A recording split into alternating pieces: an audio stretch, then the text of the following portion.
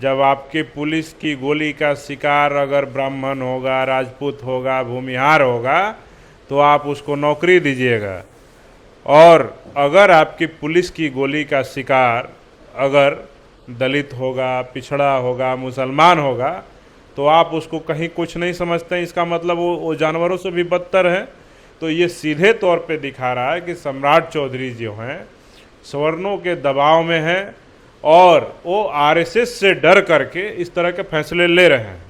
उन्हीं की पुलिस भरत तिवारी को गोली मार करके जान लेती है, और उन्हीं की पुलिस सिवान में तमाम जगहों पे कई लोगों को हम कहना चाहते हैं कि जब छात्र प्रोटेस्ट कर रहे थे, आपकी पुलिस ने AK-47 चलाया, कई लोग घायल हुए, 4 लोग पटना के अस्पताल में जीवन मृत्यु से संघर्ष कर रहे हैं। उनके परिवार के लोगों को नौकरी कब देंगे?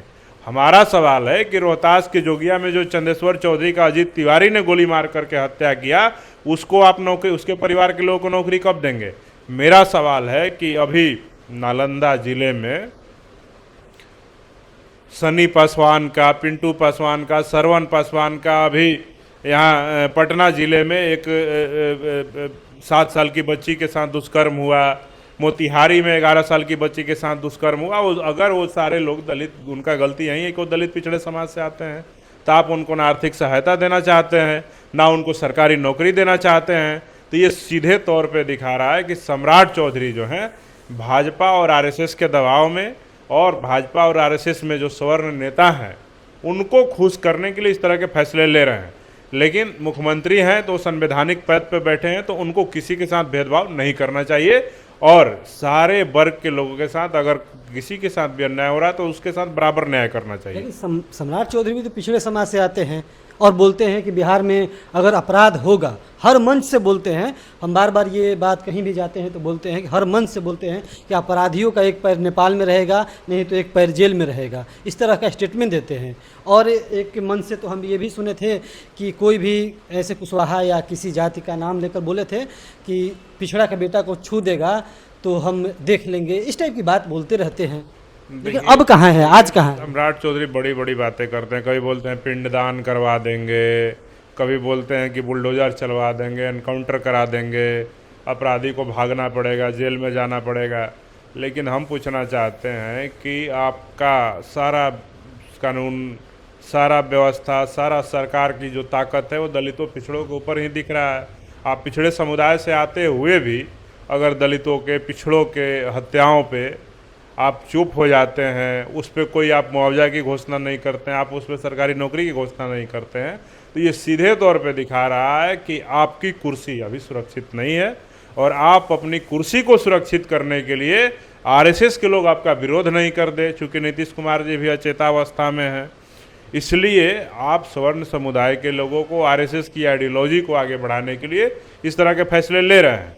लेकिन आप मुख्यमंत्री हैं, न्यायिक पद या संवैधानिक पद पे बैठे हुए हैं, और आपको इस तरह के फैसले नहीं लेने चाहिए जिससे समाज में दो तरह का प्रतिक्रिया है। आपको अगर न्याय करना है तो दोनों के साथ बराबर करिए, चाहे चंदेश्वर चौधरी हो, चाहे वो भरत तिवारी हो। अगर अजीत तिवारी का आज महिमा मंडन हो रहा है तो हम पूछना चाहते हैं कि सम्राट चौधरी जी, अजीत तिवारी को क्या आपकी सरकार ने लाइसेंस दे रखा था चंदेश्वर चौधरी को गोली मारने के लिए? या रोहतास पुलिस ने उसको संरक्षण दे रखा था कि उसके घर पे बुलडोजर नहीं आपने चलवाया, उसका एनकाउंटर आपने नहीं कराया? आप उसको बाइज्जत पकड़ करके यूपी से लाए, जिसने हत्या करके लाश लेकर के भागने का काम किया, और उसको आप जेल में डालने का काम किया। उसका सोशल मीडिया में कहीं पोस्ट नहीं आया, बिहार पुलिस ने कोई प्रेस कॉन्फ्रेंस करके उसका तस्वीर नहीं जारी किया। ये सीधे तौर पे सवाल है कि सम्राट चौधरी जो हैं बिहार में दलितों को, पिछड़ों को, मुसलमानों को जानवर के बराबर भी नहीं समझते हैं। इसलिए बिहार के दलित, पिछड़ों को, मुसलमानों को समझना चाहिए कि जो लोग आप जाति के नाम पे सम्राट चौधरी का समर्थन करते हैं कि ये भी बहुजन है, इसलिए इनके किसी भी फैसले पर आप उनका विरोध नहीं करते हैं, तो आपको देखना चाहिए। चंदेश्वर चौधरी नोनिया थे, नालंदा में घटनाएं हुई, रोहतास में और भी दलितों पे घटनाएं हुई, पिछड़ों पे घटनाएं हुई, पटना में बंटी यादव पे हुआ। अभी 2 दिन पहले एक परसों की बात है, एक लड़का है रामकृष्णा नगर थाना क्षेत्र अंतर्गत, एक यादव समाज का, उसको दिन दहाड़े गोली मार दिया गया, सरेआम गोली मार दिया गया। इन तमाम मामलों पे मेरा कहना है कि सम्राट चौधरी जी, आपका बुलडोजर कहाँ चला जाता है?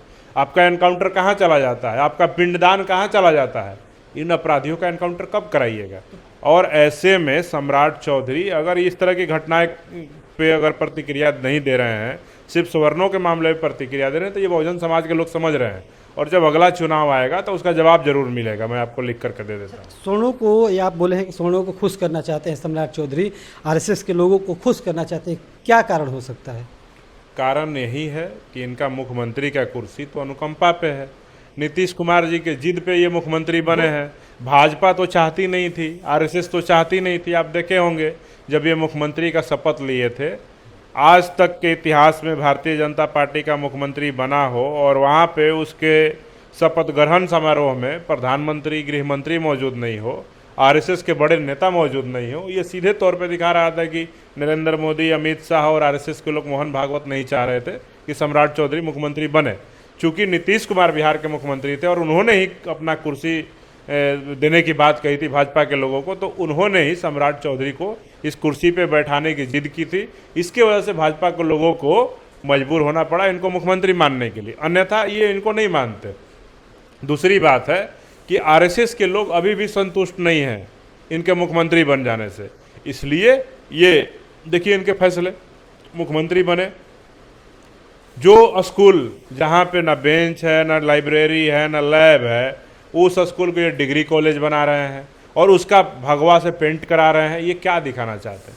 बिहार के आज तक किसी मुख्यमंत्री ने, मेरे होशो हवास में मैंने नहीं देखा कि किसी मुख्यमंत्री ने मोहन भागवत और आरएसएस के सामने घुटने टेके हो, उसको कभी रिसीव करने और सम्मानित करने के लिए एयरपोर्ट पहुंचे हो।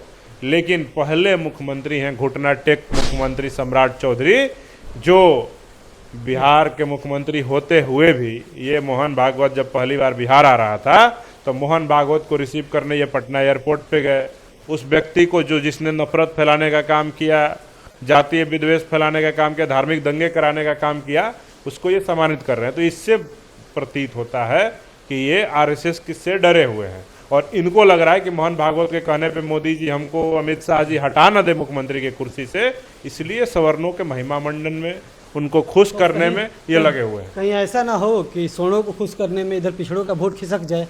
बिल्कुल खिसकेगा, स्वाभाविक है ना। बिहार में जो जिस प्रकार की घटनाएं हो रही हैं, राजनीतिक और सामाजिक प्रतिक्रियाएं हो रही हैं, उससे सीधे तौर पे कि बहुजन समाज के लोग नाराज हैं। इस व्यक्ति के समर्थन में बहुजन महापंचायत बुलाने की बातें कही जा रही थी, आपको याद होगा। लेकिन जैसे ही भीम आर्मी ने इस पे स्टैंड लिया, मैंने कहा कि ये सम्राट चौधरी के समर्थन में किस मुंह से बहुजन महापंचायत, बहुजन समाज के लोग बुलाना चाहते हैं। ये वही सम्राट चौधरी हैं जिन्होंने गृह मंत्री बनते ही, मुख्यमंत्री बनने से पहले बिहार में बुलडोजर चलवा करके गरीबों के, दलितों के, पिछड़ों के आसियानों को उजड़ने का काम किया। क्या इसके लिए बहुजन महापंचायत बुलाया जाना चाहिए? जिसने सड़क किनारे, नदी किनारे, नाले किनारे, नहर किनारे बसे हुए लोगों के आसियाने उजाड़ दिए, उनके घरों पे बुलडोजर चला दिए, और इस आदमी को जरा सा भी शर्म नहीं आया कि ये सारे लोग जो हैं ये दलित पिछड़े समाज के लोग हैं, ये मुस्लिम समाज के लोग हैं, और इनके घर पे बुलडोजर चलवाया, दलितों पिछड़ों का एनकाउंटर कराया। इसके लिए बहुजन महापंचायत बुलाया जा रहा था। जब हम लोगों ने एक्शन लिया तब बहुजन महापंचायत को सरकार को दबाव में आकर के परमिशन कैंसिल करना पड़ा। तो ये ऐसे व्यक्ति को तो स्वाभाविक है कि बहुजन समाज के लोग नाराज हैं। घर पे बुलडोजर चला किसके? दलितों के, पिछड़ों के, मुसलमानों के, और किसके घर पे बताइए ना हमको? कोई बाहुबली के घर पे चला है? इनके पार्टी के तमाम नेता हैं, इनके गठबंधन में कई बाहुबली हैं, एमएलए हैं, कोई मिनिस्टर बन गया है, उनके घर पे तो नहीं चला, उनका संपत्ति जब्त नहीं हुआ।